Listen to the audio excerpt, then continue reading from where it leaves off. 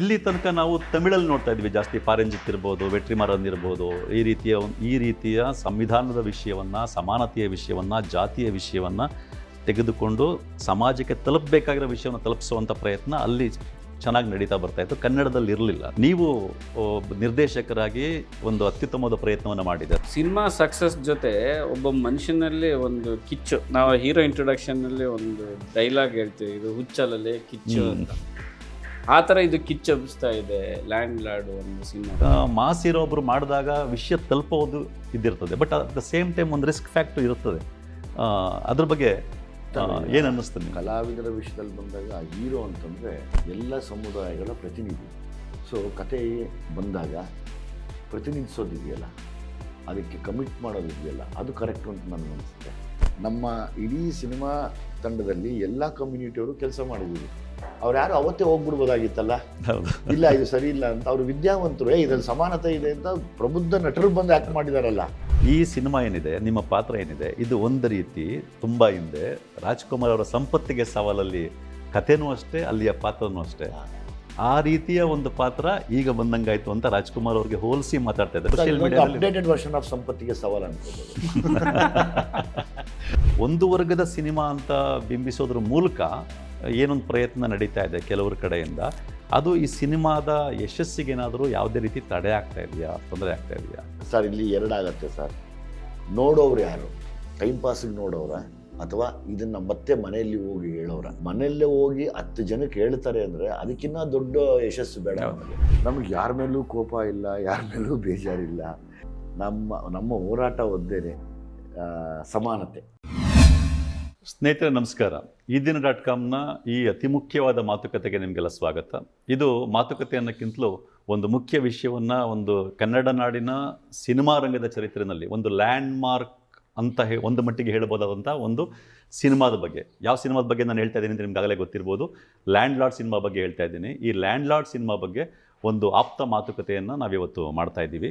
ಈ land lord ಸಿನಿಮಾನ ಒಂದು ಮಟ್ಟಿನ ಲ್ಯಾಂಡ್ ಮಾರ್ಕ್ ಸಿನಿಮಾ ಅಂತ ಯಾಕೆ ಹೇಳಿದೆ ಅಂತಂದರೆ, ಈ ಸಮಾಜದ ಪ್ರತಿಯೊಬ್ಬರ ಬದುಕಿಗೂ ಮುಖ್ಯವಾದಂಥ ಒಂದು ವಿಷಯದ ಬಗ್ಗೆ ಈ ಸಿನಿಮಾ ತೆಗೆದಿರ್ತಕ್ಕಂಥದ್ದು. ಮತ್ತು ಮುಖ್ಯವಾದ ವಿಷಯದ ಬಗ್ಗೆ ಸಿನಿಮಾ ತೆಗೆಯೋದು ಅಂದ ತಕ್ಷಣ ಅನೇಕ ಬಾರಿ ಅಂದ್ಕೊಂಡ್ಬಿಡ್ತೀವಿ ಅದು ಬೋರಿಂಗ್ ಆಗಿರ್ತದೆ ಅನ್ನೋ ಥರ ಭಾವನೆ ಇರ್ತದೆ. ಆದರೆ ಈ ಸಿನಿಮಾ ಮುಖ್ಯವಾದ, ಪ್ರತಿಯೊಬ್ಬರ ಬದುಕಿನಲ್ಲಿ ಮುಖ್ಯವಾದ ವಿಷಯದ ಬಗ್ಗೆ ಹೇಳಿರೋದು ಅಷ್ಟೇ ಅಲ್ಲದೆ, ಈ ಕಥೆಯನ್ನು ಅತ್ಯಂತ ಆಸಕ್ತಿದಾಯಕವಾಗಿ, ಒಂದು ರೀತಿ ಥ್ರಿಲ್ಲಿಂಗ್ ಆಗಿ ಮುಖ್ಯವಾದ ವಿಷಯವನ್ನು ಜನಕ್ಕೆ ತಲುಪಿಸುವಂಥ ಪ್ರಯತ್ನ ಪಟ್ಟಿದೆ. ಹಾಗಾಗಿ ಈ ಸಿನಿಮಾ ತಂಡಕ್ಕೆ ನಾವು ದೊಡ್ಡ ಒಂದು ಅಭಿನಂದನೆಯನ್ನು ಹೇಳಬೇಕಾಗತ್ತೆ. ಈ ಒಂದು ಚರ್ಚೆಯಲ್ಲಿ ನಾವಿವತ್ತು ಈ ಒಂದು ಸಿನಿಮಾದ ಬಗ್ಗೆ ಮಾತಾಡ್ತಾ ಇದ್ದೀವಿ. ಈ ಚರ್ಚೆನಲ್ಲಿ ನಮ್ಮ ಜೊತೆ ಸಿನಿಮಾದ ಹೀರೋ ಆಗಿರ್ತಕ್ಕಂಥ ದುನಿಯಾ ವಿಜಯ್ ಅವರಿದ್ದಾರೆ. ವಿಜಯ್ ಅವರೇ, ನಿಮಗೆ ಈ ಚರ್ಚೆಗೆ ಸ್ವಾಗತ. Thank you. ಹಾಗೆ ಈ ಸಿನಿಮಾದ ನಿರ್ದೇಶಕರಾದಂಥ ಜಡೇಶ್ ಕುಮಾರ್ ಹಂಪಿ ಅವರಿದ್ದಾರೆ. ಜಡೇಶ್ ಅವರೇ, ತಮಗೂ ಕೂಡ ಈ ಮಾತುಕತೆಗೆ ಸ್ವಾಗತ. ವಿಜಯ್ ಅವರೇ, ಮೊದಲನೇದಾಗಿ ನಾನು ಇದನ್ನು ನಿಮ್ಮದೇ ಒಂದು ಸಿನಿಮಾ ಹಾಡಿಂದ ಶುರು ಮಾಡ್ತೀನಿ. ನನಗೂ ಬಹಳ ಇಷ್ಟವಾಗಿದ್ದಂಥ ಹಾಡೋದು, ಬಹಳ ರೊಮ್ಯಾಂಟಿಕ್ ಆಗಿ ಮೆಲೋಡಿಯಸ್ ಆಗಿದ್ದಂಥ ಒಂದು ಹಾಡು, ಜಾನಿ ಸಿನಿಮಾದು. ಅದರಲ್ಲಿ ಮೋಹಕತರ ರಮ್ಯಾ, ನೀವು ಮತ್ತು ರಂಗಾಯಣ ರಘು ಅವರ ಆ್ಯಕ್ಟಿಂಗಲ್ಲಿ ಭಾಳ ಸುಂದರವಾಗಿ ಮೂಡಿ ಬಂದಿದೆ. ಅದರಲ್ಲೊಂದು ಸಾಲು ಬರುತ್ತೆ, ಏನು ಅಂತಂದರೆ, ಎಷ್ಟೇ ದೊಡ್ಡ ಟಾರ್ಚು ಇದ್ದರೂ ಬ್ಯಾಟ್ರಿ ಬೇಕಪ್ಪ, ದಿಲ್ ಕಿ ಬಾತು ಹೇಳೋದಕ್ಕೆ ಮೀಟ್ರ್ ಬೇಕಪ್ಪ ಅಂತ ಸಾಲು ಬರುತ್ತೆ. ದಿಲ್ ಕಿ ಬಾತ್ ಹೇಳೋದಕ್ಕೆ ಮೀಟ್ರ್ ಬೇಕು ನಿಜ, ಆದರೆ ನೀವು ಲ್ಯಾಂಡ್ ಲಾರ್ಡ್ ಸಿನಿಮಾ ಮೂಲಕ ಏನನ್ನು ಹೇಳಕ್ಕೆ ಹೊರಟಿದ್ದೀರಲ್ಲ, ಅದನ್ನು ಹೇಳೋಕ್ಕೆ 10 ಪಟ್ಟು ಮೀಟ್ರ್ ಬೇಕು. ಮೀಟ್ರ್ ಅಷ್ಟೇ ಅಲ್ಲ, ಈ ಒಂದು ವಿಷಯದ ಬಗ್ಗೆ ಕ್ಲಾರಿಟಿ ಮತ್ತು ಕಮಿಟ್ಮೆಂಟ್ ಬೇಕು. ಈ ಒಂದು ಮೀಟ್ರ್ ನಿಮ್ಮಲ್ಲಿದೆ ಅಂತ ತುಂಬ ಜನಕ್ಕೆ ಗೊತ್ತಿದೆ, ನಿಮ್ಮ ಬೆಳವಣಿಗೆ ನೋಡ್ಕೊಂಡು ಬಂದವ್ರಿಗೆ. ಆದರೆ ಈ ಕ್ಲಾರಿಟಿ ಮತ್ತು ಕಮಿಟ್ಮೆಂಟು ಈ ಒಂದು ಸಿನಿಮಾವನ್ನು ಮಾಡಲಿಕ್ಕೆ ಇಲ್ಲ ಸರ್. ಹಿಂದೆ ಭೀಮಾ ಸಿನಿಮಾಲ್ಲಿ ನಾವು ಹೇಳಿದ್ವಿ, ಮೀಟ್ರ್ ಕಿಲೋಮೀಟರ್ಗಳ ಗಟ್ಟಲೆ ಇದೆ. ಅದಕ್ಕೆ ನಾನು ಹೇಳಿದ್ದು, ಮೀಟ್ರ್ ನಿಮ್ಮಲ್ಲಿದೆ, ಆದರೆ ಮೀಟ್ರ್ ಅಷ್ಟೇ ಸಾಲಲ್ಲ ಇಂಥ ಸಿನಿಮಾ ಮಾಡೋಕ್ಕೆ. ಒಂದು ಕ್ಲಾರಿಟಿ ಮತ್ತು ಕಮಿಟ್ಮೆಂಟ್. ಯಾವಾಗ ನನಗೆ ಮುಂದಿನ ಜನ್ಮದಲ್ಲಿ ನನಗೆ ನಂಬಿಕೆ ಇಲ್ಲ, ಆದರೆ ಈ ಒಂದು ಜನ್ಮದಲ್ಲಿ ನಾನು ಕ್ಲಾರಿಟಿಯಾಗಿ ಇಲ್ಲ ಅಂತಂದರೆ ನಾನು ಇದ್ದೇ ವೇಸ್ಟು ಅನಿಸುತ್ತೆ. ಅಂದರೆ ಎಷ್ಟು ದಿವಸ ಬೇರೆ ಮುಖವಾಡ ಹಾಕ್ಕೊಂಡು ತಿರ್ಗೋದು, ಹೆಂಗೆ ಅದು ವರ್ಷಾನುಗಟ್ಲೆಯಿಂದ ಅದೇ ನಡೀತಾ ಇದೆ. ಅಟ್ಲೀಸ್ಟ್ ನಾನೊಬ್ಬ ಆದರೂ ಕೂಗ್ತೀನಿ, ನನ್ನ ಜೊತೆ ಒಂದಷ್ಟು ದನಿಗಳು ಎದ್ದೋಡ್ಲಿ ಅನ್ನೋ ಆಸೆ. ಮತ್ತು ಯಾವತ್ತು ಇದೆಲ್ಲ ಅಂದರೆ ನಥಿಂಗ್ ಬಟ್ ಇಂಬ್ಯಾಲೆನ್ಸ್ನ ಬ್ಯಾಲೆನ್ಸ್ ಮಾಡೋಕ್ಕೆ ಹೋಗಿರೋ ಕಾರ್ಯ ಸರ್ ಇದು. ಹೌದು, ಸಿಂಪಲ್ ಒಂದು ವರ್ಡ್ ಹೇಳಬೇಕಾದ್ರೆ, ಇಂಬ್ಯಾಲೆನ್ಸ್ನ ಬ್ಯಾಲೆನ್ಸ್ ಮಾಡೋಕ್ಕೆ ಒಂದು ಬ್ಯಾಲೆನ್ಸ್ ಮಾಡೋಣ ಅಂತ ಎಲ್ಲ ನಿಮ್ಮಂಥ ಹಿರಿಯರು, ಈ ಥರ ವಿದ್ಯಾವಂತ ನಿರ್ದೇಶಕರುಗಳೆಲ್ಲ ಸೇರಿ ನಮ್ಮಂಥ ನಟರಿಗೆ ಅದಕ್ಕೆ ಜೀವ ತುಂಬಿದಾಗ ಅದನ್ನು ನಾವು ನಟನಾ ರೂಪದಲ್ಲಿ ತೋರಿಸಿರ್ತೀವಿ. ಸೊ ಹಾಗಾಗಿ ನಮಗೂ ಆ ಸೆಲ್ಫ್ ಇಂಟ್ರೆಸ್ಟ್ ಇರುತ್ತೆ, ನನಗೂ ಅದೇ ಮನೋಭಾವ ಇರೋದ್ರಿಂದ, ಡೈರೆಕ್ಟ್ರಿಗೂ ಅದೇ ಮನೋಭಾವ ಇರೋದ್ರಿಂದ ನಮ್ಮ ಉದ್ದೇಶ ಒಂದೇ, ಅಸಮತೋಲನವನ್ನು ಸಮವಾಗಿ ಇಡೋಕ್ಕೆ ಟ್ರೈ ಮಾಡೋಣ ಅಂತ. ಏನಪ್ಪ ಅದೇ ಈಕ್ವಾಲಿಟಿ. ಜಡೇಶ್ ಅವರೇ, ನೀವು ಈ ಮೊದಲು ಕಾಟೇರ ಸಿನಿಮಾದ ಸ್ಕ್ರಿಪ್ಟು ಅದು ಕೂಡ ಇದೇ ರೀತಿಯ ಒಂದು ವಿಷಯವನ್ನು ಒಳಗೊಂಡಿತ್ತು, ಇದೇ ರೀತಿಯ ಒಂದು ಸಬ್ಜೆಕ್ಟನ್ನು ಒಂದು ಮಟ್ಟಕ್ಕೆ. ಆದರೆ ಈ ಸಿನಿಮಾಗೆ ಬಂದಾಗ, ಲ್ಯಾಂಡ್ ಲಾರ್ಡ್ ಸಿನಿಮಾಗೆ ಬಂದಾಗ, ಸಬ್ಜೆಕ್ಟ್ ಅಂತ ತೊಗೊಂಡಾಗ ಕಾಟೇರದಕ್ಕಿಂತಲೂ ಒಂದು ಸ್ಟೆಪ್ ಮುಂದೆ ಬಂದಿದೆ. ಇಲ್ಲಿ ತನಕ ನಾವು ತಮಿಳಲ್ಲಿ ನೋಡ್ತಾ ಇದ್ವಿ ಜಾಸ್ತಿ, ಪಾರಂಜಿತ್ ಇರ್ಬೋದು, ವೆಟ್ರಿಮಾರನ್ ಇರ್ಬೋದು, ಈ ರೀತಿಯ ಸಂವಿಧಾನದ ವಿಷಯವನ್ನು, ಸಮಾನತೆಯ ವಿಷಯವನ್ನು, ಜಾತಿಯ ವಿಷಯವನ್ನು ತೆಗೆದುಕೊಂಡು ಸಮಾಜಕ್ಕೆ ತಲುಪಬೇಕಾಗಿರೋ ವಿಷಯವನ್ನು ತಲುಪಿಸುವಂಥ ಪ್ರಯತ್ನ ಅಲ್ಲಿ ಚೆನ್ನಾಗಿ ನಡೀತಾ ಬರ್ತಾಯಿತ್ತು. ಕನ್ನಡದಲ್ಲಿ ಇರಲಿಲ್ಲ ಅದು. ನೀವು ನಿರ್ದೇಶಕರಾಗಿ ಒಂದು ಅತ್ಯುತ್ತಮವಾದ ಪ್ರಯತ್ನವನ್ನು ಮಾಡಿದ್ದೀರಾ. ಇಲ್ಲಿ ಮುಖ್ಯವಾದ ಏನಂತ ನಾವು ತಮಿಳು ಸಿನಿಮಾ ರಂಗದಲ್ಲಿ ಗಮನಿಸಬೇಕಾಗಿರೋದು, ಇಂಥ ಸೀರಿಯಸ್ ವಿಷಯವನ್ನು ಮನೋರಂಜನೆಯ ರೂಪದಲ್ಲಿ ಮತ್ತು ಒಂದು ಆಸಕ್ತಿದಾಯಕವಾಗಿ ತೆರೆ ಮೇಲೆ ತರ್ತಕ್ಕಂಥದ್ದು, ಆ ಪ್ರಯತ್ನವನ್ನು ನೀವು ಯಶಸ್ವಿಯಾಗಿ ಮಾಡಿದ್ದೀರಾ. ಏನು ಹೇಳ್ತೀರಾ? ಯಶಸ್ಸು ಯಾವ ಮಟ್ಟಕ್ಕೆ ಯಶಸ್ಸು ಸಿಗ್ತಾ ಇದೆ? ಜನರ ಪ್ರತಿಸ್ಪಂದನೆ ಹೇಗಿದೆ? ಅದು ನಮಗೆ ಊಹೆಗೂ ಮೀರಿದ್ದದು. ನಾನು ಅಂದ್ಕೊಂಡಿರಲಿಲ್ಲ ಈ ಥರದ್ದು ಒಂದು ಸಿನಿಮಾ ಸಕ್ಸಸ್ ಜೊತೆ ಒಬ್ಬ ಮನುಷ್ಯನಲ್ಲಿ ಒಂದು ಕಿಚ್ಚು. ನಾವು ಹೀರೋ ಇಂಟ್ರೊಡಕ್ಷನ್ನಲ್ಲಿ ಒಂದು ಡೈಲಾಗ್ ಹೇಳ್ತೀವಿ, ಇದು ಹುಚ್ಚಲಲ್ಲೇ ಕಿಚ್ಚು ಅಂತ. ಆ ಥರ ಇದು ಕಿಚ್ಚು ಹಬ್ಬಿಸ್ತಾ ಇದೆ ಲ್ಯಾಂಡ್ ಲಾರ್ಡ್ ಒಂದು ಸಿನಿಮಾ. ಪ್ರತಿ ಒಬ್ಬ ಬಡವನಲ್ಲಿ, ಒಬ್ಬ ಕೂಲಿಯವನಲ್ಲಿ ಈ ಥರದ್ದು ಒಂದು ಕಿಚ್ಚು ಹಬ್ಬಿಸ್ತಾ ಇದೆ. ಅಂದರೆ ನಾವು ಅದನ್ನು ನೋಡ್ಕೊಂಡು ಬಂದಿದ್ವಿ. ಅದು ನಾನು ಈ ಸಿನಿಮಾದಲ್ಲಿ ತರೋ ಪ್ರಯತ್ನ ಮಾಡಿದ್ದೀನಿ. ಎಲ್ಲರಿಗೂ ಅದು ಕನೆಕ್ಟ್ ಆಗ್ತಾ ಇದೆ. ಸಂಧಾನ ಅಲ್ಲ ಸಂವಿಧಾನ ಅನ್ನೋ ಒಂದು ಡೈಲಾಗ್ ಏನಿದೆ, ಅದು ಈ ಕಿಚ್ಚನ್ನು ತೋರಿಸ್ತಾ ಇದೆ. ಹೌದೌದು. ಆ ಡೈಲಾಗ್ ಬಂದ ತಕ್ಷಣವೇ ನಮಗೆ ಖುಷಿ ಆಯಿತು. ನಾನು ಸಾರ್ಗೆ ಹೇಳ್ದೆ, ವಾಹ್ ಅಂತಂದ್ರು ಅವರು. ಅದು ಮಗಳೇ, ಇಲ್ಲಿ ಕಾನೂನು ಏನು ಹೇಳ್ತದವ ಅಂತಂದು ಆ ಡೈಲಾಗ್ ಹೇಳಿದಾಗ, ಇಲ್ಲಿ ಆಗಬೇಕಾಗಿರೋದು ಸಂಧಾನ ಅಲ್ಲ ಸಂವಿಧಾನ. ಆ ಡೈಲಾಗು ಅಂದರೆ ಆ ಸ್ಕ್ರೀನ್ ಪ್ಲೇ ಜೊತೆನೇ ಆ ಡೈಲಾಗ್ ಬಂದಿದ್ದು. ಆ ಡೈಲಾಗ್ ಬಂದಾಗ ನಾನು ಒಂದು ದಿನ ಖುಷಿಯಾಗಿದ್ದೆ. ಎಂಥ ಸಂಧಾನ, ಇಲ್ಲಿ ಆಗಬೇಕಾಗಿರೋದು ಸಂಧಾನ ಅಲ್ಲ ಸಂವಿಧಾನ ಅನ್ನೋದು. ಸಾರ್ಗೂ ಆ ವಿಷಯ ಹೇಳಿದಾಗ ಅವ್ರು ಕೇಳಿದ ತಕ್ಷಣ ವಾಹ್ ಎಂಥ ಡೈಲಾಗ್ ಅಂತಂದರು. ಸೊ ಇವತ್ತು ಏನೇ ಒಂದು ಲೈನ್ ಬರೀಬೇಕಾದ್ರೆ ಅದೇ ಫಸ್ಟ್ ಲೈನ್, ರಿವ್ಯೂ ಸಿನಿಮಾ ಅನಿಸಿಕೆನ ಇದು ಮಾಡುವಾಗಾರ ಅದೇ ಲೈನ್ ಇವತ್ತು ಮುಂದಿನದ್ರಲ್ಲಿ ಅದೇ ದೊಡ್ಡ ಸಾರು ಹೇಳ್ತಾ ಇದ್ರು, ಸಂವಿಧಾನ ಜಾತ್ರೆ ಅಂತ ಒಂದು ಶುರು ಮಾಡಬೇಕು ಅನ್ನೋದು. ಸೊ ಅದೆಲ್ಲ ಖುಷಿ ಆಗುತ್ತೆ. ಸ್ನೇಹಿತರೆ, ಕೇಳಿದ್ರಲ್ಲ ನೀವು, ಜಡೇಶ್ ಅವರು ಹೇಳ್ದಂಗೆ ಇಡೀ ಸಿನಿಮಾದಲ್ಲಿ ಡೈಲಾಗ್ಗಳಿರ್ಬೋದು, ಇಡೀ ಚಿತ್ರಕಥೆ ಇರ್ಬೋದು, ಸಿನಿಮಾ ಮೊದಲಿಂದ ಕಡೆ ತನಕ ಅತ್ಯಂತ ಆಸಕ್ತಿದಾಯಕವಾಗಿ ನೋಡಿಸ್ಕೊಂಡು ಹೋಗುತ್ತೆ. ಹಾಗಾಗಿ ಸಿನಿಮಾಗೆ ಹೋದವ್ರಿಗೆ ಯಾರಿಗೂ ಒಂದು ಒಳ್ಳೆ ಮೆಸೇಜ್ ಸಿಗೋದ್ರ ಜೊತೆಗೆ ಅತ್ಯಂತ ಮನೋರಂಜನೆಯೂ ಸಿಗ್ತದೆ. ಮತ್ತು ಒಂದು 2.5 ಗಂಟೆನ ಅತ್ಯಂತ ಸಾರ್ಥಕವಾಗಿ ಕಳೆದ್ವಿ ಅಂತ ಅನಿಸುತ್ತೆ. ಹಾಗಾಗಿ ಈ ಸಿನಿಮಾ ತಪ್ಪದೆ ನೋಡಲೇಬೇಕಾಗಿರೋದು ಪ್ರತಿಯೊಬ್ಬ ಕನ್ನಡಿಗನ ಕರ್ತವ್ಯ. ವಿಜಯ್ ಅವರ ಈ ಸಿನಿಮಾದಲ್ಲಿ ಇನ್ನೊಂದು ನಮಗೆ ಬಹಳ ಸೊಸೈಟಿಗೆ ಬಹಳ ಖುಷಿ ಅನಿಸೋವಂಥದ್ದು, ಅಗತ್ಯ ಇದ್ದಿದ್ದು ಒಂದು ಮುನ್ನೆಲೆಗೆ ಬಂತು. ಏನು ಅಂತಂದರೆ, ಮೊದಲನೇದಾಗಿ ಈ ಸಿನಿಮಾದಲ್ಲಿ ನೀವು ಪ್ರತಿಯೊಬ್ಬರು ತುಂಬ ಚೆನ್ನಾಗಿ ಆ್ಯಕ್ಟ್ ಮಾಡಿದ್ದೀರಿ. ನೀವಿರ್ಬೋದು, ರಾಜ್ಬಿ ಶೆಟ್ಟಿ ಅವ್ರದ್ದಂತೂ ಒಂದು ನೆಗೆಟಿವ್ ಶೇಡಲ್ಲಿ ಎಷ್ಟು ಅದ್ಭುತವಾಗಿ ಆ್ಯಕ್ಟಿಂಗ್ ಮಾಡಿದ್ದಾರೆ. ರಚಿತಾ ರಾಮ್ ಅವ್ರದ್ದು ಆ್ಯಕ್ಟಿಂಗು ಅಷ್ಟೇ ಇದೆ. ಮತ್ತು ಪ್ರತಿಯೊಬ್ಬರಿಗೂ ಅಲ್ಲಿ ಒಂದು, ಏಕೆಂದರೆ ನಟರಿಗೆ ಒಂದು ಡಿಫ್ರೆಂಟ್ ಆದ ರೋಲ್ಗಳನ್ನ ಮಾಡಬೇಕು ಅಂತಿರ್ತದೆ. ಆ ಒಂದು ದೃಷ್ಟಿನಲ್ಲೂ ಇದು ಬಹಳ ಒಳ್ಳೆ ಸಿನಿಮಾ ಅಂತ ಹೇಳ್ಬೋದು. ಇಲ್ಲಿ ನಾವು ಗಮನಿಸಿದ್ದು, ಈ ಸಿನಿಮಾ ರಿಲೀಸ್ ಆದಮೇಲೆ ಪ್ರೆಸ್ನವರು ಏನು ಕೇಳ್ತಾ ಇದ್ದಾರೆ ಪ್ರಶ್ನೆಗಳನ್ನ, ಆ ಪ್ರಶ್ನವರು ಸಮಾನತೆ ಬಗ್ಗೆ ಪ್ರಶ್ನೆ ಕೇಳ್ತಾ ಇದ್ದಾರೆ, ಸಂವಿಧಾನದ ಬಗ್ಗೆ ಪ್ರಶ್ನೆ ಕೇಳ್ತಾ ಇದ್ದಾರೆ. ಈ ಪ್ರಶ್ನೆಗಳಿಗೆ ಉತ್ತರ ಹೇಳ್ತಾ ನೀವು ಮೊದಲೇ ಇದ್ರ ಬಗ್ಗೆ ಮಾತಾಡ್ತಾ ಇದ್ರಿ, ಈ ಮೊದಲು ಕೂಡ. ಅದು ರಾಜ್ಬಿ ಶೆಟ್ಟಿಯವರು ಎಷ್ಟು ಸೂಕ್ಷ್ಮಜ್ಞರಾಗಿ, ಎಷ್ಟು ಸೆನ್ಸಿಬಿಲಿಟಿಯಿಂದ ಮಾತಾಡ್ತಾ ಇದ್ದಾರೆ. ಅವರೊಳಗಡೆ ಇತ್ತಲ್ಲ ಆ ಸೆನ್ಸಿಬಿಲಿಟಿ, ಅದು ಈಚೆ ಬಂದಿದ್ದು. ಮತ್ತು ಜನಪ್ರಿಯ ನಟಿಯರು ಈ ಥರ ವಿಷಯಗಳ ಬಗ್ಗೆ ಮಾತಾಡಿದಾಗ ಸಮಾಜಕ್ಕೊಂದು ಒಳ್ಳೆ ಮೆಸೇಜ್ ಹೋಗ್ತದೆ. ಇದು ಕೂಡ ಈ ಸಿನಿಮಾ ತಂದಿದ್ದು ಒಂದು ಪಾಸಿಟಿವ್ ಅಂತ ಹೇಳ್ಬೋದು. 100% ಸರ್, ನಿಜವಾಗ್ಲೂ. ಅಂದರೆ ಎಲ್ಲರೂ ಸಮಾನ ಮನಸ್ಥಿತಿ ಉಳ್ಳವರು ಇಲ್ಲಿ ನಾವೆಲ್ಲರೂ. ಅದು ಲಕ್ಕೀಲಿ ಅದೊಂದು ಟೀಮ್ ಹಂಗಾಗೋಯ್ತು. ಹಂಗಾಗಿ ನಾವೆಲ್ಲ ಒಟ್ಟಿಗೆ ನಾವು ಕೆಲಸ ಮಾಡಬೇಕಾದ್ರೆ ಅಂದ್ಕೊಂಡಿರಲಿಲ್ಲ, ಕೆಲಸ ಮಾಡೋಣ ಅಂದ್ವಿ. ಆಮೇಲೆ ಗೊತ್ತಾಯ್ತು ಎಲ್ಲರದ್ದು ಒಂದೇ ವಾಯ್ಸ್ ಇದೆ, ಎಲ್ಲರೂ ನಮ್ಮ ಪರವಾಗಿ ನಿಲ್ತಾರೆ ಅನ್ನೋದೇ ಇವತ್ತು ಅದೊಂದು ಒಗ್ಗಟ್ಟು ಕಾಣಿಸ್ತಾ ಇದೆ ಎಲ್ಲ ಕಡೆ. ಈ ಸಿನಿಮಾದಲ್ಲಿ ನಿಮ್ಮ ಮಗಳು ಮೊದಲನೇ ಬಾರಿಗೆ ಪಾತ್ರ ಮಾಡಿದ್ದಾರೆ. ಅದ್ಭುತವಾಗಿ ಆ್ಯಕ್ಟಿಂಗ್ ಕೂಡ ಮಾಡಿದ್ದಾರೆ. ಸಾಮಾನ್ಯವಾಗಿ ಯಾವುದೇ ಹೆಣ್ಮಕ್ಳು ಸಿನಿಮಾಕ್ಕೆ ಎಂಟ್ರಾಗಬೇಕು ಅಂದುವಾಗ ದೊಡ್ಡ ಎಂಟ್ರಿ, ಹೀರೋಯಿನ್ ಆಗಿ ಇನ್ನೊಂದು ಅಂತ ಬರ್ತದೆ. ಬಟ್ ಈ ಸಿನಿಮಾದಲ್ಲಿ ಈ ರೀತಿ ಒಂದು ವಿದ್ಯಾವಂತ ಮಹಿಳೆ ಆಗೋದು ಈ ಸಮಾಜದಲ್ಲಿ ಎಷ್ಟು ಇಂಪಾರ್ಟೆಂಟು. ಮತ್ತು ಸಂವಿಧಾನದ ಬಗ್ಗೆ, ತಮ್ಮ ಹಕ್ಕುಗಳ ಬಗ್ಗೆ ಕ್ಲಾರಿಟಿ ಇರೋದು ಎಷ್ಟು ಇಂಪಾರ್ಟೆಂಟು ಅನ್ನೋ ಒಂದು ರೋಲ್ನಲ್ಲಿ ಅವರು ಮಾಡಿರ್ತಕ್ಕಂಥದ್ದು. ಏನು ಅನಿಸುತ್ತೆ ನಮಗೆ? ತುಂಬ ಖುಷಿ ಆಗುತ್ತೆ ಸರ್. ಎಲ್ಲ ಕಡೆ ಚರ್ಚೆ ಇದೆ ಅದು. ನಿಮ್ಮ ಮಗಳನ್ನ ದೊಡ್ಡ ಹೀರೋಗೆ ಕೊಟ್ಟು ನಿಲ್ಲಿಸಿ ಮಾಡಿಸ್ಬೋದಾಗಿತ್ತು, ಆ್ಯಕ್ಟ್ ಮಾಡಿಸ್ಬೋದಾಗಿತ್ತು. ನನ್ನ ಗೊತ್ತಿಲ್ಲ ನನ್ನ ಮಗಳು, ಅವಳು ಕೂಡ ಜರ್ನಲಿಸಮ್ ಮಾಡಿ ಸೋಷಿಯಾಲಜಿ ಎಲ್ಲ ಓದ್ಕೊಂಡು ಡಿಗ್ರಿ ಮಾಡಿರೋದ್ರಿಂದ ಅವಳಿಗೆ ಅದೊಂದು ಸ್ವಲ್ಪ ಅನುಕೂಲ ಆಯಿತು ಅನಿಸುತ್ತೆ. ಮೋಸ್ಟ್ಲಿ ಬ್ಲಡ್ಡಲ್ಲೇ ಇದೆ ಅದು. ನನ್ನ ನಂತರ ಒಂಚೂರು ನಿಂತ್ಕೊಳ್ಳೋದು ಧೈರ್ಯವಾಗಿ. ಹಂಗೆ ಒಂದು ಮತ್ತು ನಿರ್ದೇಶಕರ ಆ ಯೋಚನೆ ಅಂದರೆ ಒಂದು ಹೆಣ್ಣು ಮಗು ಕೈಯಲ್ಲಿ ಸಂವಿಧಾನದ ಬಗ್ಗೆ, ಸಮಾನತೆ ಬಗ್ಗೆ, ಆ ಕಾನೂನಿನ ಬಗ್ಗೆ ಅರಿವು ಮೂಡಿಸೋದಿದೆಯಲ್ಲ, ಅದು ಯಾವತ್ತು ಹೆಣ್ಣು ಮಕ್ಕಳು ನಿಂತಾಗ ಇಲ್ಲಿ ತುಂಬ ದೊಡ್ಡ ಶಕ್ತಿ ಅವರು. ಇವತ್ತು ನಾವು ಶಿವ ಅಂದ್ರೂ ಶಕ್ತಿ ಇದ್ದರೆ ಮಾತ್ರ ಶಿವಶಕ್ತಿ ಅಂತ ಕರೆಯೋಕ್ಕೆ ಸಾಧ್ಯ.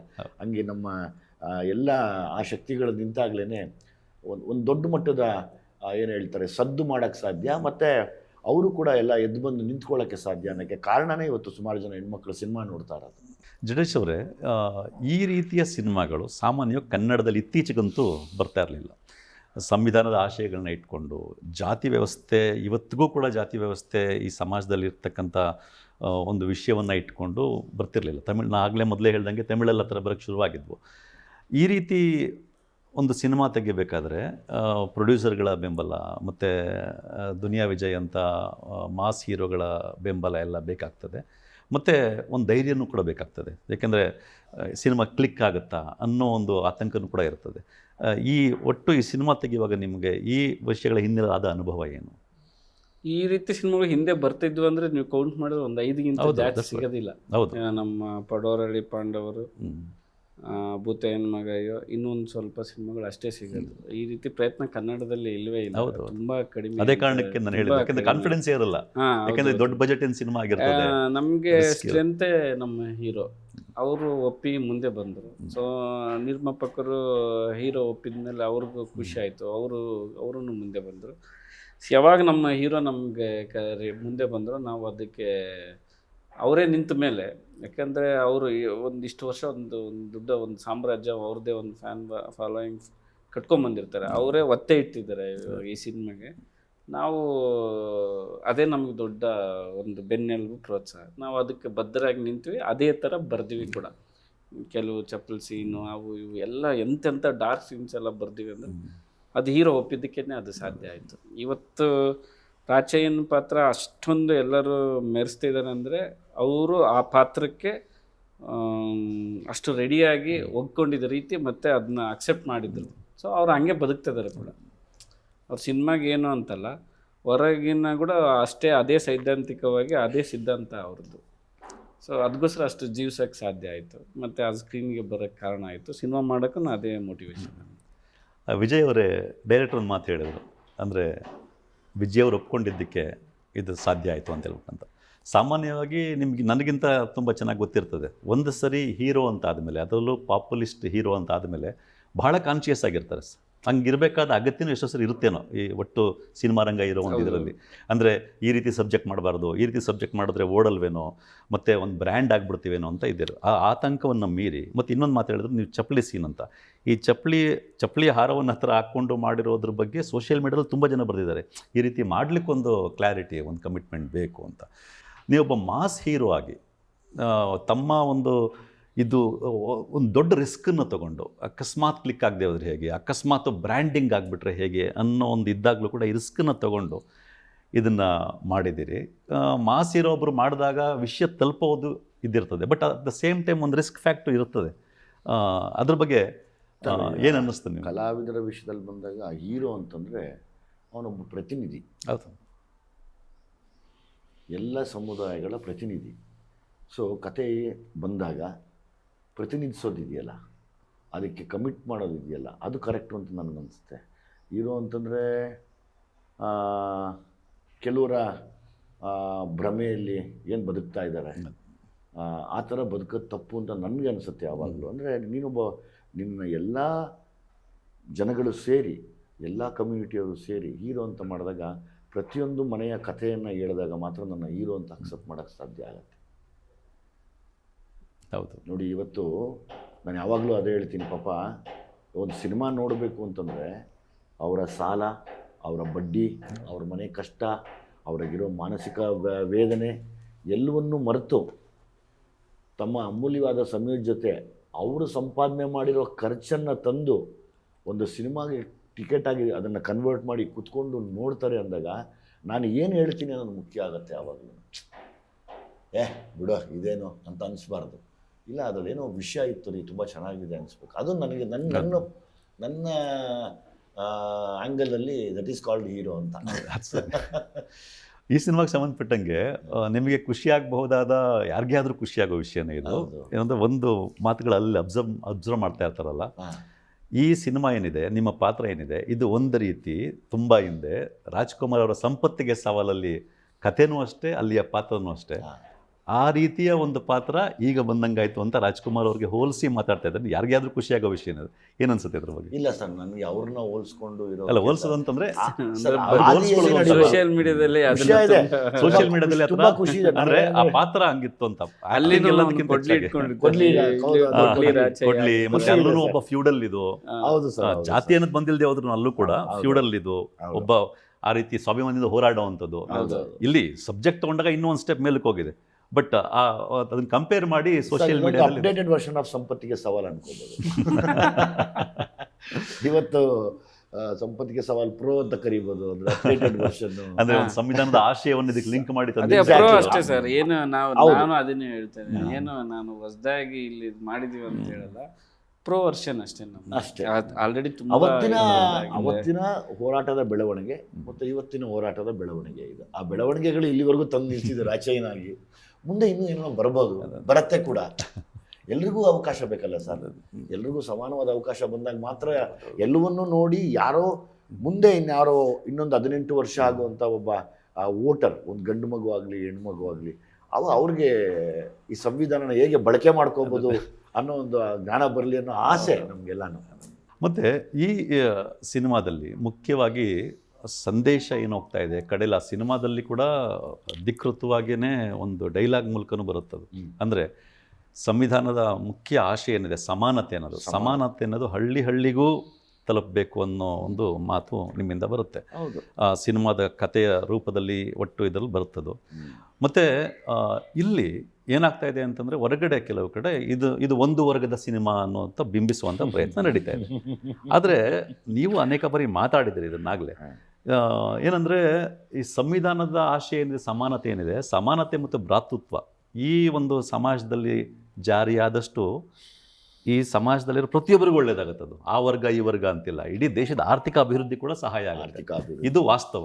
ಆದರೆ ಒಂದು ವರ್ಗದ ಸಿನಿಮಾ ಅಂತ ಬಿಂಬಿಸೋದ್ರ ಮೂಲಕ ಏನೊಂದು ಪ್ರಯತ್ನ ನಡೀತಾ ಇದೆ ಕೆಲವ್ರ ಕಡೆಯಿಂದ, ಅದು ಈ ಸಿನಿಮಾದ ಯಶಸ್ಸಿಗೇನಾದರೂ ಯಾವುದೇ ರೀತಿ ತಡೆ ಆಗ್ತಾ ಇದೆಯಾ, ತೊಂದರೆ ಆಗ್ತಾ ಇದೆಯಾ? ಸರ್, ಇಲ್ಲಿ ಎರಡಾಗತ್ತೆ ಸರ್. ನೋಡೋರು ಯಾರು, ಟೈಮ್ ಪಾಸಿಗೆ ನೋಡೋರ ಅಥವಾ ಇದನ್ನು ಮತ್ತೆ ಮನೆಯಲ್ಲಿ ಹೋಗಿ ಹೇಳೋರ? ಮನೆಯಲ್ಲೇ ಹೋಗಿ 10 ಜನಕ್ಕೆ ಹೇಳ್ತಾರೆ ಅಂದರೆ ಅದಕ್ಕಿಂತ ದೊಡ್ಡ ಯಶಸ್ಸು ಬೇಡ ನಮಗೆ ಅಲ್ವ? ನೋಡಿರೋಲ್ಲ ದೊಡ್ಡ ಶಕ್ತಿಗಳೇ ಇವತ್ತು ಅದನ್ನು ಶುರು ಮಾಡಿಸಿದ್ರು, ಫಾಲೋಯಿಂಗು ನೋಡಿ ನೋಡಿ ನೋಡಿ ಅಂತ. ಇದಕ್ಕಿಂತ ಒಳ್ಳೆ ಬೆಳವಣಿಗೆ ಇನ್ನೇನು ಬೇಕು ನಮಗೆ? ಒಂದು. ಆಮೇಲೆ ಇದು ಎಲ್ಲ ಸಮುದಾಯಗಳಿಗೆ ಬೇಕು. ಸುಮ್ಮನೆ ಹೇಳ್ತೀನಿ ಕೇಳಿ, ನಾನು ಯಾರನ್ನೂ ದೂಷಿಸಿ ಮಾತಾಡಲ್ಲ.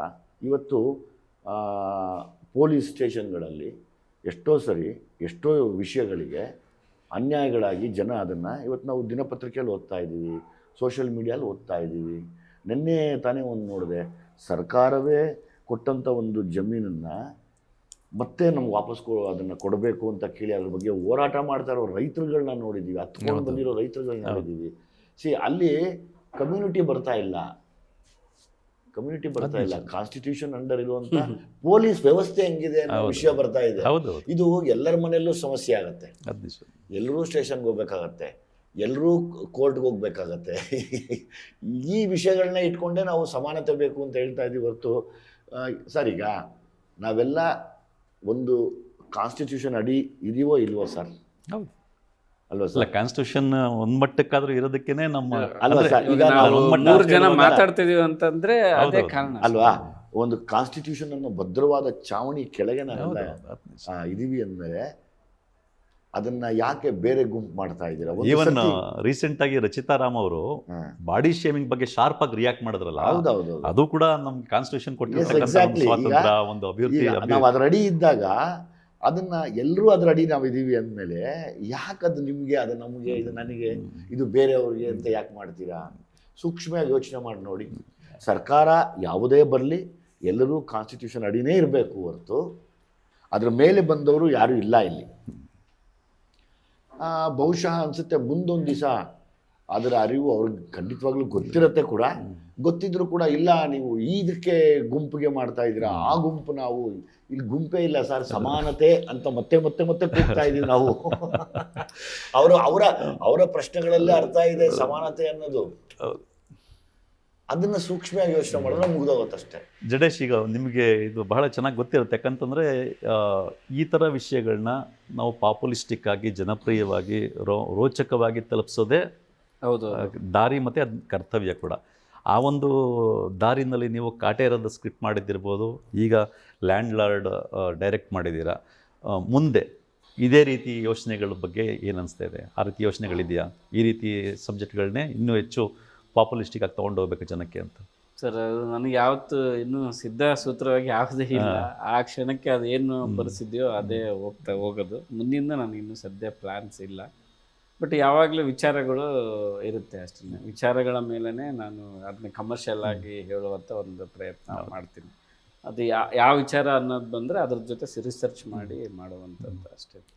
ವಿಜಯ್, ಈಗ ಇದಕ್ಕಿಂತ ಮುಂಚೆ ರೀಸೆಂಟಾಗಿ ಕಾಟೇರ ಬಂತು. ಕಾಟೇರನು ಒಂದು ಮಟ್ಟಕ್ಕೆ ಇದೇ ರೀತಿ ಇತ್ತು, ಅದು ಸಕ್ಸಸ್ ಕೂಡ ಆಯಿತು. ಆ ಕಾಟೇರದಂತಹ ಸ್ಟೋರಿ ಸಕ್ಸಸ್ ಆಗಿದ್ದು ಕೂಡ ಈ ಥರ ಒಂದು ಸಿನಿಮಾ ಮಾಡಲಿಕ್ಕೆ ಒಂದು ಧೈರ್ಯ ಕೊಟ್ಟಿದೆ ಅಂತ ಹೇಳ್ಬೋದಾ? ಲ್ಯಾಂಡ್ ಲಾರ್ಡ್ ಅಂತ ಸಿನಿಮಾ ಮಾಡಲಿಕ್ಕೆ ಸರ್, ಈಗ ನಾವು ನಿರ್ದೇಶಕರು ಅದಕ್ಕೆ ಅವತ್ತು ಬರವಣಿಗೆಗಾರರು ಅವರಲ್ಲೇ ಒಂದು ಹೋರಾಟದ ಕಿಚ್ಚಿದೆ. ಇದು ಹೋರಾಟ ಹೊರತು ಕಿತ್ತಾಟ ಅಲ್ಲ. ಅದ್ನಿಜ ಅಲ್ವಾ? ಕಿತ್ತಾಟ ಅಲ್ಲ ಇದು. ಅದನ್ನ ಯಾಕೆ ಕಿತ್ತಾಟ ಮಾಡ್ಕೋತಾ ಇದ್ದೀರಾ ಅಂತ ನನಗೆ ಒಂದ್ಸರಿ ನಗು ಬಂದ್ಬಿಡುತ್ತೆ ಅಲ್ವಾ? ಈ ಮುಂಚೆ ನಾವು ಎಲ್ಲರಿಗೂ ಹೋಲುವಂತ ಸಿನಿಮಾನೂ ಮಾಡಿದೀವಿ. ಇದು ಒಂದು ಸಬ್ಜೆಕ್ಟ್ ಆಗಿ ತಗೊಂಡಿದೀವಿ. ತಪ್ಪೇನೀಗ? ಈಗ ಮುಂದೆ ಇನ್ನೊಂದು ಸಬ್ಜೆಕ್ಟ್ ಗುರು ಶಿಷ್ಯರಲ್ಲೇ ಶುರು ಮಾಡಿದ್ದೆ. ಶರಣ್ ಸರ್ ಇಟ್ಟು ಅಲ್ಲಿ ಗಾಂಧಿ ತತ್ವ ನನ್ನ ಅಳವಡಿಸ್ಕೊಂಡು ಅಲ್ಲಿಂದನೇ ಶುರುವಾಗಿತ್ತು.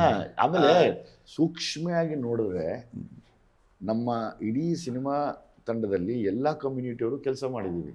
ಅವ್ರು ಯಾರು ಅವತ್ತೇ ಹೋಗ್ಬಿಡ್ಬೋದಾಗಿತ್ತಲ್ಲ, ಇಲ್ಲ ಇದು ಸರಿ ಇಲ್ಲ ಅಂತ. ಅವರು ವಿದ್ಯಾವಂತರು, ಇದ್ರಲ್ಲಿ ಸಮಾನತೆ ಇದೆ ಅಂತ ಪ್ರಬುದ್ಧ ನಟರು ಬಂದು ಆ್ಯಕ್ಟ್ ಮಾಡಿದಾರಲ್ಲ, ಅಲ್ವಾ ಸರ್? ತುಂಬ ಸೂಕ್ಷ್ಮವಾಗಿ ನೋಡಿ ಯಾರ್ಯಾರು ಆ್ಯಕ್ಟ್ ಮಾಡಿದ್ದಾರೆ, ಯಾರ್ಯಾರು ಇದ್ದಾರೆ ಅದರಲ್ಲಿ ಅಂತ ಒಂದ್ಸತಿ ಗಮನಿಸಿ. ಹಂಗಾದ್ರೆ ನಾವ್ಯಾಕೆ ಪ್ರತ್ಯೇಕ ಗುಂಪಿಗೆ ಮಾಡಬಾರ್ದಾಗಿತ್ತು ಆ ಚಿತ್ರನ? ಇಲ್ಲ ನಾವೇ ಮಾಡ್ತೀವಿ, ನೀವ್ಯಾರು ಮಾಡ್ಬಿಡ್ರಿ ಅಂತ ಅಂತ ಯಾವತ್ತಾನ ಹೇಳಿಲ್ಲ. ಹಂಗ್ ಬಂದ್ರೆ ಸಿನಿಮಾ ಅರ್ಧದಷ್ಟು ಅವರೇ ಇದ್ದಾರೆ ಅಲ್ವಾ? ನಾವು ಅಲ್ಲೇ ಸಮಾನತೆ ನೋಡಿದೀವಿ. ಮತ್ತೆ ಅಂತ ಪ್ರಬುದ್ಧ ಮನಸ್ಸುಗಳೇ ಬಂದು ನಮ್ಗೆ ಆಕ್ಟ್ ಮಾಡಿದ್ದಾರೆ, ಇದೊಂದು ಒಳ್ಳೆ ವಿಷಯ ಅಂತ. ಅದನ್ನ ಯಾಕೆ ಈಗ ಅದನ್ನ ಗುಂಪುಗಳನ್ನ ಮಾಡಿ ಯಾಕೆ ಅದನ್ನ ಬೇರೆ ಬೇರೆ ಮಾಡಬೇಕು ಅನ್ನೋದು ನನ್ನ ಅನಿಸಿಕೆ, ಅಭಿಪ್ರಾಯ. ಮತ್ತೆ ಅವ್ರವ್ರ ಭಾವನೆಗಳಿಗೆ ಸರಿ ನಾವು ಗೌರವ ಕೊಡಲೇಬೇಕು. ಅದು ಇಟ್ಸ್ ಅಂಡರ್ ಕಾನ್ಸ್ಟಿಟ್ಯೂಷನ್. ಅದನ್ನು ನಾವೇನು ಮಾತಾಡಕ್ ಬರಲ್ಲ. ಇಲ್ಲ, ನೀವು ಸಿನಿಮಾ ಕ್ಲೈಮ್ಯಾಕ್ಸ್ ಎಷ್ಟು ಜನ ಅರ್ಥ ಮಾಡ್ಕೊಂಡಿದ್ದಾರೆ. ಕಾಟೇರ ಬೇರೆ ವರ್ಗದ ಜನನ ಮೇಲೆ ಕಂಪ್ಲೇಂಟ್ ಮಾಡ್ತಾರೆ. ಹೌದೌದು. ರಾಚಯ್ಯ ತನ್ನ ವರ್ಗದ ಜನ ಮೇಲೆ ಕಂಪ್ಲೇಂಟ್ ಮಾಡ್ತಾರೆ. ಬಹಳ ಸೂಕ್ಷ್ಮತೆ ಇದೆ, ಬಹಳ ಆಪೋಸಿಟ್ ಡೈರೆಕ್ಷನ್ ಅಲ್ಲಿ ಇದೆ.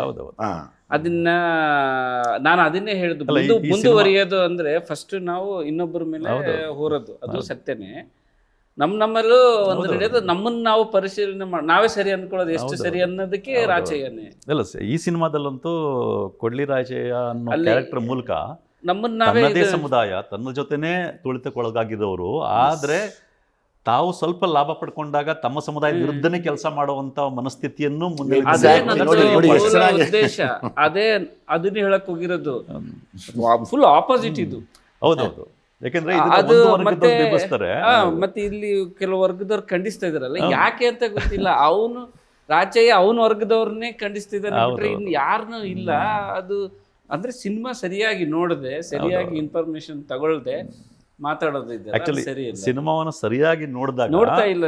ಇದು ಮೇಲ್ಜಾತಿಯವರಾಗಿರ್ಬೋದು, ಕೆಳಜಾತಿಯವರಾಗಿರ್ಬೋದು, ಗಂಡಾಗಿರ್ಬೋದು, ಹೆಣ್ಣಾಗಿರ್ಬೋದು, ಅವಿದ್ಯಾವಂತರು, ವಿದ್ಯಾವಂತರು, ಬಡವರು, ಶ್ರೀಮಂತರು, ಮಧ್ಯಮ ವರ್ಗದವರು, ಎಲ್ರಿಗೂ ಅಪ್ಲೈ ಆಗೋದು. ಎಲ್ರ ಬದುಕು ಇದೆ ಇದ್ರಲ್ಲಿ. ಎಲ್ಲಾ ಕಡೆನೂ ಮೀರ್ ಸಾಧಕರಿದ್ದಾರೆ, ಆಯ್ತಾ? ಎಲ್ಲಿಲ್ಲ ಅಲ್ವಾ? ಅವ್ರನ್ನೆಲ್ಲರನ್ನೂ ಸೇರಿಸಿನೇ ತಾನೇ ನಾವು ಹೇಳಿರೋದು ಈಗ. ಈಗ ಒಬ್ಬ ಮಾಸ್ ಹೀರೋ ಆಗಿ ಈ ಥರದ ಸಿನಿಮಾದಲ್ಲಿ ಮಾಡಿರ್ತಕ್ಕಂಥ ನಿಜಕ್ಕೂ ಅಭಿನಂದನೀಯ ವಿಜಯ್. Thank you sir. ಮತ್ತು ಈ ಸಿನಿಮಾ ಜಸ್ಟ್ ಒಂದು ಮೆಸೇಜನ್ನು ಕೊಡೋ ದೃಷ್ಟಿಯಿಂದ ಮಾತ್ರ ಒಂದು ಆರ್ಟಿಸ್ಟಿಕ್ ಮೂವಿ ಥರ ಬಂದಿಲ್ಲ. ಇದು ಒಂದು ಪಾಪ್ಯುಲಿಸ್ಟಿಕ್ ಮೂವಿ ಥರ. ನಿಮ್ದು ಬೇರೆ ಸಿನಿಮಾಗಳಲ್ಲಿ ನಿಮ್ಮನ್ನು ಯಾವ ಕಾರಣಕ್ಕೆ ಜನ ನೋಡ್ತಾ ಇದ್ರು ನಿಮ್ಮ ಸಿನಿಮಾನ, ಆ ಕಾರಣನೂ ಇದರಲ್ಲಿದೆ.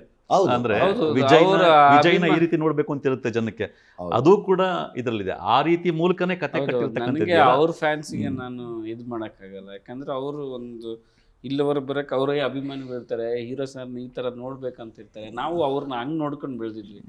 ಅದಕ್ಕೆ ಯಾವುದೇ ಇಲ್ಲ.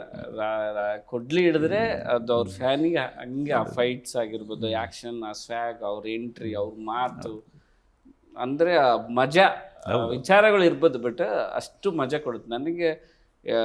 ತುಂಬ ಫ್ಯಾನ್ಸ್ ಎಲ್ಲ ಸರ್ ಹೆಂಗೆ ತೋರಿಸಿದ್ರು ಸರ್, ಇದು ಒಂದು ಫೈಟಲ್ಲಿ ಅವ್ರ ಸ್ವ್ಯಾಗ್ ನೋಡ್ತಾ ಇದ್ದರೆ ನಮಗೆ ಖುಷಿಯಾಗಿತ್ತು. ವಾಹ್ ಅಂತಂದು ಆ ಬಿಡಿ ಹಚ್ಕೊಳ್ಳೋದಾಗಿರ್ಬೋದು, ಅವ್ರು ನಡೆಯೋ ಸ್ಟೈಲ್ ಆಗಿರ್ಬೋದು, ಅದನ್ನು ನಾನು ಯಾವತ್ತಿಗೂ ಯಾವ ಸಿನಿಮಾದ ಅದ್ರ ಜೊತೆನೇ ಟ್ರೈ. ಇಲ್ಲ, ನಮಗೆ ನೋಡ್ತಾ ಇದ್ರೆ ಒಂದು ಸೀನ್ ಬರುತ್ತೆ 10-8ನಲ್ಲಿ ತಪ್ಪು ಕಂಬವನ್ನು ಇದು ಮಾಡಿ ಅದನ್ನು ಚಾಲೆಂಜ್ ತಗೊಂಡಾಗ ಉಮಾಶ್ರೀ ಅವರು ಎಂದಿನಂತೆ ಅವರು ಅದ್ಭುತ ಆ್ಯಕ್ಟ್ರೆಸ್ಸು. ಈ ಸಿನಿಮಾದಲ್ಲಿ ಇನ್ನೂ ಚೆನ್ನಾಗಿ ಬಂದಿದೆ. ನಮ್ಗನ್ಸಿದ್ದು ಉಮಾಶ್ರೀ ಅವ್ರದ್ದು ಇನ್ನೂ ಕೆಲವು ಸೀನ್ಗಳು ಇರಬೇಕಾಗಿತ್ತು ಅಂತ.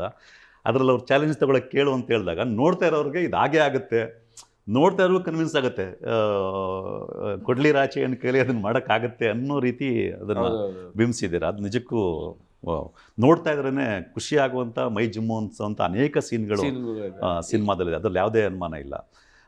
ವಿಜಯ್, ಕಡೆಯದಾಗಿ ಈ ಸಿನಿಮಾ ಗೆಲ್ಲಬೇಕು. ಯಾಕೆ ಅಂತಂದರೆ ಈ ಸಿನಿಮಾ ಈ ರೀತಿಯ ಲ್ಯಾಂಡ್ಲಾರ್ಡ್ ಥರದ ಸಿನಿಮಾಗಳು ಗೆಲ್ಲುವಂಥದ್ದು ಮುಂದೆ ಈ ಸಿನಿಮಾ ಇದೇ ರೀತಿ ಸಿನಿಮಾಗಳನ್ನ ಮಾಡಲಿಕ್ಕೆ ಧೈರ್ಯ ಕೊಡುತ್ತೆ. ಪ್ರೊಡ್ಯೂಸರ್ಗಳಿಗಾಗಲಿ ಅಥವಾ ನಿಮ್ಮಂಥ ಹೀರೋಗಳಿಗಾಗಲಿ ಧೈರ್ಯ ಕೊಡುತ್ತೆ. ಈ ಸಿನಿಮಾ ಯಾವ ರೀತಿ ಓಡ್ತಾ ಇದೆ ಮತ್ತು ಗೆಲ್ಲೋದಕ್ಕೆ ಈ ಸಿನಿಮಾ ಗೆಲ್ಲೋದು ಬರೀ ಸಿನಿಮಾ ಮಾಡೋದಕ್ಕೆ ಧೈರ್ಯ ಕೊಡೋದಷ್ಟೇ ಅಲ್ಲ, ಸಮಾಜ ದೃಷ್ಟಿಯಿಂದನೂ ಬಹಳ ಮುಖ್ಯ.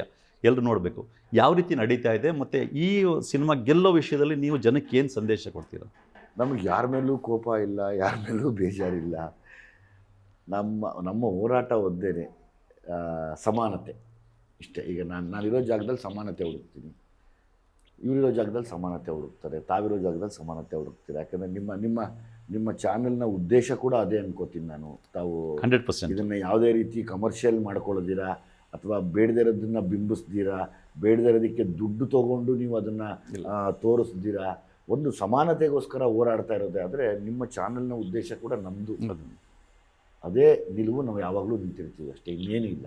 ಎಲ್ಲ ಸರ್ವ ಜನಾಂಗದ ಶಾಂತಿಯ ತೋಟ ಅಂತ ಏನು ಕುವೆಂಪು ಅವರು ಹೇಳಿದ್ದಾರೆ, ಹಂಗೆ ನಮ್ಮ ಈ ಸರ್ವ ಜನಾಂಗದ ಶಾಂತಿಯ ತೋಟದಲ್ಲಿ ಯಾವುದೇ ಸಮುದಾಯಗಳಲ್ಲಿ ನೊಂದಿದ್ರು ಆ ಥರ ಕಥೆಗಳನ್ನು ನಾವು ಮಾಡ್ತೀವಿ.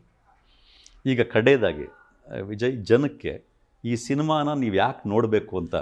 ಸಿನಿಮಾನ ಮೊದಲನೇದಾಗಿ ಮಕ್ಕಳಿಗೆ ತೋರಿಸ್ಬೇಕು. ಯಾಕಂದರೆ ಇವತ್ತವರೆಗೂ ನಾನು ಕೂಡ ತಪ್ಪಾಗಿ ಕೆಲವು ಸರ್ತಿ ನಮ್ಮ ಪ್ರತಿನಿಧಿಗಳನ್ನ ಆಯ್ಕೆ ಮಾಡಿಬಿಟ್ಟಿರ್ತೀವಿ. ಆದರೆ ಮುಂದೆ ಬರುವಂಥ ಪೀಳಿಗೆ ತಪ್ಪಾಗಿ ಆಯ್ಕೆ ಮಾಡೋದು ಬೇಡ, ಸಮಾನತೆ ಇಟ್ಕೊಂಡು ಬದುಕಲಿ. ಮುಂದೊಂದು ದಿವಸ ಇವತ್ತೇನು ಈ ಜೆನ್ಜಿ ಮಕ್ಕಳು ಎಲ್ಲ ಏನು ಬೆಳೆದಿದ್ದಾವೆ, ಈ ಮಕ್ಕಳಿಗೆಲ್ಲ ಅದರ ಒಂದು ಸಣ್ಣ ಅರಿವು ಮೂಡಲಿ, ಪೇರೆಂಟ್ಸ್ಗಳು ಹೇಳಲಿ ಅದನ್ನು. ಈಗ ಯಾವ ಮನೇಲಿ ಯಾವ ಮಕ್ಕಳು ಹೇಳಿದ ಮಾತು ಕೇಳಲ್ಲ. ಆದರೆ ಒಂದು ಸಂವಿಧಾನ ಇದೆ, ಒಂದು ಕಾನೂನು ಅಂತ ಇದೆ ಕಣಪ್ಪ. ಅದು ನಿಮ್ಮಪ್ಪ ನಿನ್ನ ಕ್ಷಮಿಸಿದ್ರು ಸಂವಿಧಾನದ ಇರುವಂಥ ಕೆಲವು ವಿಷಯಗಳು ನಿನ್ನ ಬಿಡಲ್ಲ, ಕಾನೂನು ಬಿಡಲ್ಲ ಅನ್ನೋದನ್ನು ನಾವು ಹೇಳಬೇಕು ಸರ್ ಯಾವಾಗಲೂ. ಯಾಕಂದರೆ ಮಕ್ಕಳು ಗೊತ್ತಿಲ್ಲದಿರೋ ತಪ್ಪು ಮಾಡ್ತಾ ಇರ್ತವೆ. ಹಂಗೆ ಎಷ್ಟೋ ಜನ ಪೇರೆಂಟ್ಸ್ ಸ್ಟೇಷನ್ ಬಾಗಿಲಿಗೆ ಹೋಗ್ತಾರೆ, ಎಷ್ಟೋ ಮಕ್ಕಳನ್ನ ಪಾಪ ಅಮಾಯಕ ಮಕ್ಕಳನ್ನ ಜೈಲಿಗೆ ಹೋಗೋ ಥರ ಪರಿಸ್ಥಿತಿಗಳಾಗ್ಬಿಟ್ಟಿದೆ. ಏನಕ್ಕೆ ಅದು? ಆ ಕಾನೂನಿನ ಭಯ ಇಲ್ಲದೆ ಇರೋದು, ಸಂವಿಧಾನದಡಿ ನಾವು ಹೆಂಗೆ ಬದುಕಬೇಕು ಅಂತ ಗೊತ್ತಿಲ್ಲದೆ ಇರೋದಕ್ಕೆ ಒಂದು ಮಿಸ್ಗೈಡ್ ಆಗ್ತಾ ಇದೆ ಸರ್. ಸೊ ಹಂಗಾಗಿ ಎಲ್ಲ ಪೇರೆಂಟ್ಸ್ ಸಮೇತ ಕೂತು ಮಕ್ಕಳನ್ನ ಕರ್ಕೊಂಡು ಹೋಗಿ ತೋರಿಸ್ಲಿ ಅನ್ನೋ ಒಂದು ಆಸೆ. ಮುಖ್ಯವಾಗಿ ಸಂವಿಧಾನದ ಮಹತ್ವವನ್ನು ತಿಳಿಸುವಂಥ ಸಿನಿಮಾ, ಸಂವಿಧಾನದ ಮೂಲ ಆಶಯವಾದ ಸಮಾನತೆ ಮತ್ತು ಭ್ರಾತೃತ್ವ ಈ ಪ್ರತಿಯೊಬ್ಬರಿಗೂ ಹೇಗೆ ಮುಖ್ಯ ಮತ್ತು ಈ ದೇಶದ ಅಭಿವೃದ್ಧಿ ಕೂಡ ಅದು ಮುಖ್ಯ. ಈ ಒಂದು ಸಂದೇಶವನ್ನು ಕೊಡುವಂಥ ಸಿನಿಮಾವನ್ನು ಅತ್ಯಂತ ಆಸಕ್ತಿದಾಯಕವಾಗಿ ಈ ಸಿನಿಮಾವನ್ನು ಕಟ್ಟಿದ್ದಾರೆ ಅನ್ನೋದ್ರಲ್ಲಿ ಯಾವುದೇ ಒಂದು ಆತಂಕ, ಯಾವುದೇ ಒಂದು ಅನುಮಾನ ಬೇಕಿಲ್ಲ ಯಾರಿಗೂ. ಇದನ್ನು ನೋಡಿದ್ರೆ ಪ್ರತಿಯೊಬ್ಬರು ಇಷ್ಟಪಡ್ತೀರಾ, ಪ್ರತಿಯೊಬ್ಬರು ಈ ಸಂವಿಧಾನದ ಆಶಯ ಏನು ಅಂತ ಅರ್ಥ ಮಾಡ್ಕೊಳ್ತೀರಾ. ಹಾಗಾಗಿ ಈ ಸಿನಿಮಾವನ್ನು ಪ್ರತಿಯೊಬ್ಬರು ಹೋಗಿ ನೋಡಿ ಬೆಂಬಲಿಸಿ ಮತ್ತು ಈ ಥರ ಸಿನಿಮಾಗಳು ಮುಂದಕ್ಕೂ ಬರಲಿಕ್ಕೆ ಕಾರಣಕರ್ತರಾಗಿ ಅಂತ ವಿಜಯ್ ಅವರು ಎಲ್ಲರ ಪರವಾಗಿ ಕೇಳ್ಕೊಳ್ತಾ ಇದ್ದಾರೆ.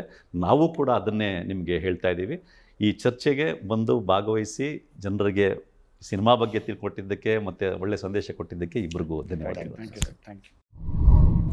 ಮತ್ತಷ್ಟು ವಿಶೇಷ ವಿಡಿಯೋಗಳನ್ನು ನೋಡಲು ಮತ್ತು ಹೊಸ ವಿಡಿಯೋಗಳ ಬಗ್ಗೆ ತಿಳಿಯಲು ಈ ದಿನ .com ಯೂಟ್ಯೂಬ್ ಚಾನೆಲ್ ಸಬ್ಸ್ಕ್ರೈಬ್ ಮಾಡಿ ಮತ್ತು ಬೆಲ್ ಐಕಾನ್ ಕ್ಲಿಕ್ ಮಾಡಿ.